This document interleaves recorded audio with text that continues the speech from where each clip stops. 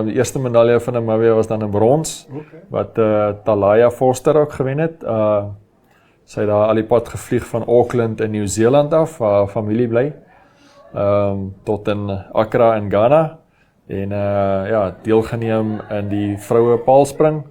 Sy het dan daar so derde gekom met 'n hoogte van 3.50 meter.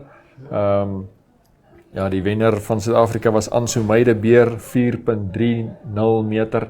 Altyd van hulle is net 18 jaar oud. Nog redelike pad wat vir hulle voorlê, om op die internasionale toneel regtig hulle merk te maak. Maar die ook interessant is van die paalspring, daar dat hulle daar aangekom het, moes hulle so 'n bietjie gespook het daar by die douane om hulle paalspringstokke te laat vrystel, kan mens sê. Ja.